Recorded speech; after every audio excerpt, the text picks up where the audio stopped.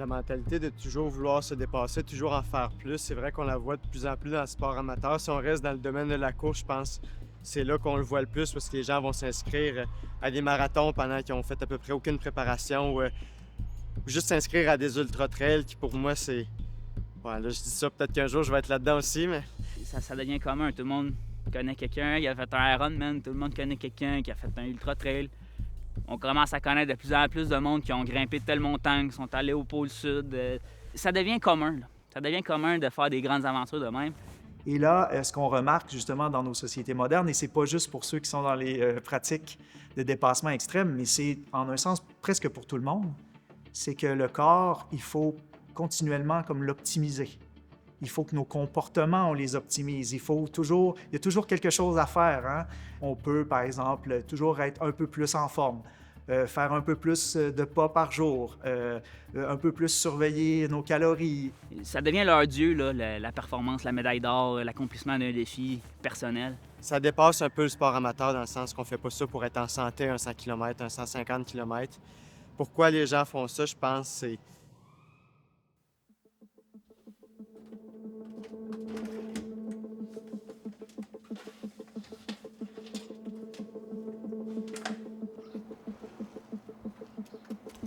Il y a toute cette pression morale à atteindre qui nous impose des sortes de standards, hein, des sortes de buts à atteindre, si on veut. Et que si on ne les atteint pas, justement, on va avoir l'impression de passer à côté de sa vie. On pourrait dire ça comme ça. Un humain peut avoir ses besoins de base tout parfaitement comblés et quand même avoir l'impression de ne pas vivre sa vie, n'est-ce pas? Okay? Parce qu'il faut que les sources morales, notamment, hein, d'accomplissement, puissent être comblées aussi. Il y a cette idée qu'être authentique, c'est de découvrir qui on est véritablement et de l'exprimer, okay? De le montrer.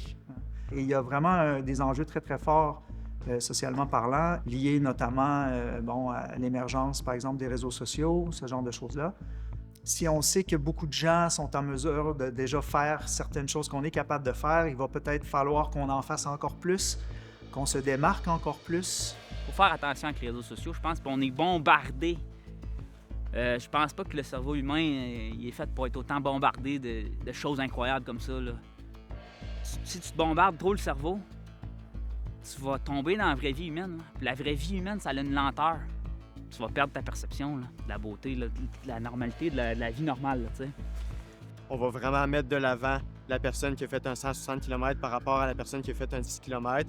Puis ça fait partie de l'ADN des médias sociaux. On veut ce qui est extrême, on veut ce qui est impressionnant. C'est que c'est ça qu'on va plus le voir. Les algorithmes sont faits pour nous pousser ça,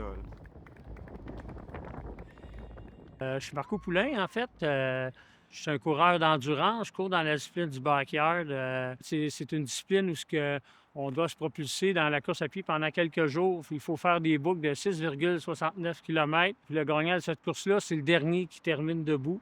J'ai réussi dans cette discipline-là à faire 53 heures. En fait, j'ai été champion du Québec, qui m'a permis de me qualifier sur l'équipe canadienne. C'était des moments pas faciles, mais ça a été ainsi aussi dans ma vie. Ma vie n'a pas été toujours facile. J'ai vécu l'itinérance, j'ai vécu le milieu carcéral. J'ai eu des gros problèmes de santé, la toxicomanie au travers de ça. Dans ma dépression, j'ai eu des moments où je voulais plus vivre. Quand j'ai décidé d'aller courir, j'ai eu un sentiment de liberté. Ça m'a apporté une joie de vivre. Je me souviens d'avoir été courir le matin au lever du soleil. C'était très émotif pour moi. J'ai eu un sentiment de guérir mon passé. Quand j'ai débuté la course à pied, j'ai rencontré un monsieur qui m'a parlé d'un premier marathon qui était à Rimouski. Il vantait beaucoup. À l'image de ma vie, on était dans une tempête. Fait que j'ai participé à cette course-là en sa compagnie. Puis à chaque kilomètre, il me disait « Marco, t'enterres ton passé ». Fait que ça, c'était très, très émotif. Je vais parler d'un concept fondamental, là. On a toute une pyramide des valeurs en nous, là. Qu'est-ce qu'on met au sommet? Je veux me concentrer sur le sommet, là. Puis quand on met la performance, quand on met la médaille d'or aux Olympiques, quand on met le sommet d'une montagne, on néglige une des choses les plus importantes, les relations humaines. Le temps qu'on passe de qualité avec les gens qu'on aime, on se met à éviter ça pour investir encore plus dans sa passion. C'est hyper dangereux. OK, on passe à côté de la vie, là, carrément. Là. C'est pas de balance pour l'avoir déjà vécu. C'est que ça devient pas agréable rapidement. Est-ce que la balance, c'est tout? Non. Je pense qu'on est capable de sacrifier cette balance-là à court terme, mais c'est qu'à long terme, si tu continues à faire ça ad vitam aeternam, un jour, ça fonctionnera pas. Bien, souvent, ce qu'on entend, c'est que ces athlètes-là de haut niveau perdent le sens à leur vie lorsque ils ont tous mis le sens à leur vie au même endroit, dans la même sphère. Fait que ça crée un déséquilibre. Puis quand cette sphère-là disparaît de leur vie, ils se retrouvent avec un temps où ils se demandent, ben moi, je suis qui, puis je suis quoi, puis je vais faire quoi, puis qu'est-ce que je vais faire comme travail après, puis je retourne aux études. Tu sais, parce que tu as mis tout de côté toute ta vie pour pouvoir performer au niveau, le plus possible. Fait que pas trop de chum dans le décor parce que c'est tannant d'avoir un amoureux ou une amoureuse puis qui te plaint qu'elle te voit pas assez. Fait que tu sais, c'est comme on oriente tous nos choix de vie vers l'atteinte de notre objectif pour se surpasser. Puis à un moment donné, ben, on sent que oups, notre santé aussi là, on peut avoir des blessures sur le long terme qui n'ont jamais guéri puis là tout sort. Le joueur de football qui fait plein de commotions puis qui continue parce que lui, il se dit « Moi, j'aime l'expérience du sport-études, puis c'est ça qui va me maintenir à l'université. » Fait que oui, au cégep, là, j'ai fait 3 ou 4 commotions cérébrales, mais il faut que je me rende à l'université. Puis on dirait qu'il va arrêter juste quand le médecin va dire « Là, tu peux plus, là. Tu peux pas, là. Arrête. » Le risque zéro n'existe pas, puis je pense que c'est le cas pour tous les sports, toutes les passions. Il y a un risque. Sauf qu'en alpinisme, avec la meilleure gestion de risque, le risque est élevé. T'achètes un billet, OK? Sauf que le Grand Prix, là, au final, c'est la mort. OK? T'aimerais bien ça, te rendre au sommet, mais là, t'achètes des billets pour passer, grimper plus encore, aller à un autre sommet. À un moment donné, tu piges le mauvais billet, là. T'sais. En 2022, moi, je suis allé en Équateur avec ma copine. Puis on a grimpé le sommet de l'Équateur. Puis on s'est fait prendre dans une avalanche, puis elle est décédée. Fait que là, quand je suis revenu au pays, c'était pas la petite main bienveillante sur l'épaule, c'était genre « S'il te plaît, arrête. » Là. La famille m'a supplié d'arrêter. Mais j'avais pas fini. Si j'avais arrêté, j'aurais eu des regrets. J'aurais pas eu les réponses que j'ai besoin pour faire ce deuil-là.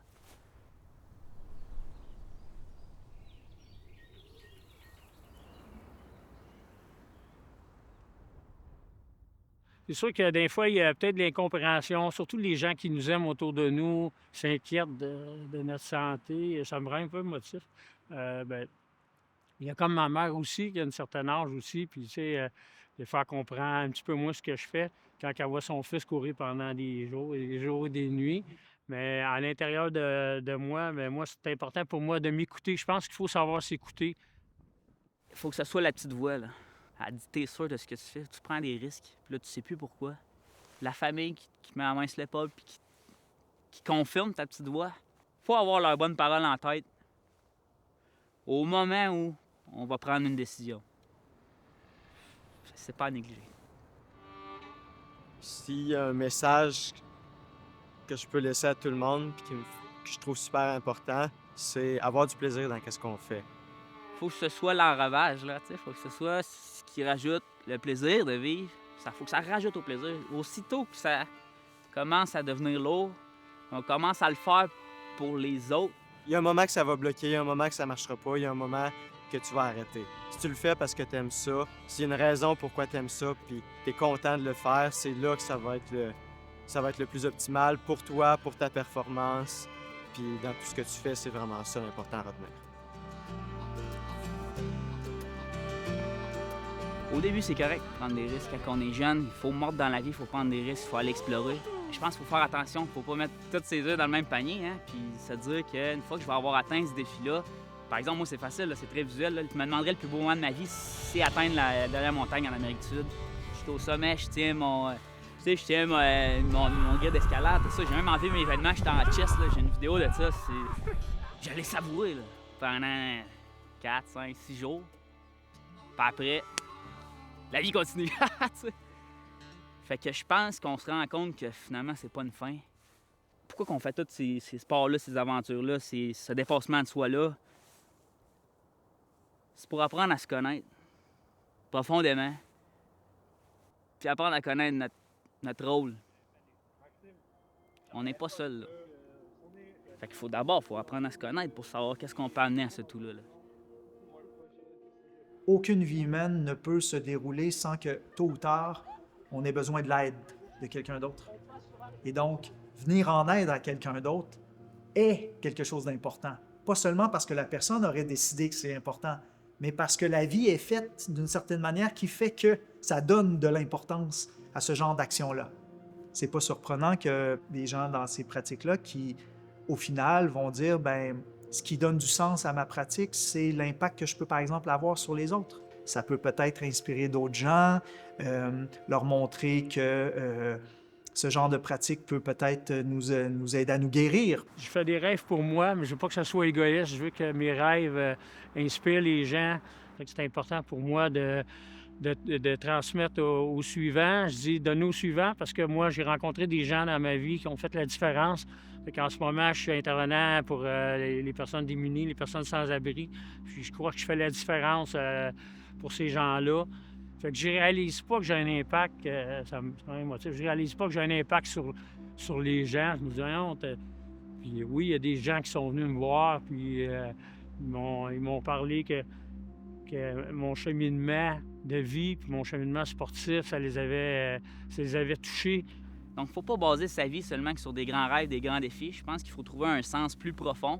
Je pense à mon dernier projet là, avec Samuel. On est allé à l'île de la Réunion. Samuel, c'est un de mes amis, il est handicapé. Et puis on l'a amené traverser l'île. On a fait 100 km dans la jungle, là, une course inclusive. Puis ça m'a apporté un plus grand sens, je pense, que des projets personnels. Je pense que c'est de se tourner vers les autres. J'ai comme une marque de commerce quand je cours. Je fais souvent ça avec mes muscles, c'est pour la force mentale. Fait que les gens se sont ralliés à ça. Fait que souvent, quand je les croise en course, ils vont faire comme moi, ils vont sortir les muscles, puis ils vont faire les flex, puis ça les motive à continuer. Ils sont au courant pas mal de mon cheminement. Fait que ça les motive à aller plus loin. Ils vont dire, bien, si Marco, il est capable de pousser avec la vie qu'il a eue, moi aussi, je suis capable de le faire. Est-ce que c'est le sens qu'on veut donner à nos vies que d'être dans cette espèce de compétition permanente les uns avec les autres? C'est peut-être seulement la manière dont notre société, notre façon assez récente de voir les choses nous impose, mais c'est pas une obligation. C'est pas un destin, c'est pas une fatalité. Hein? C'est une manière, parmi d'autres peut-être, d'aborder la question du sens de la vie.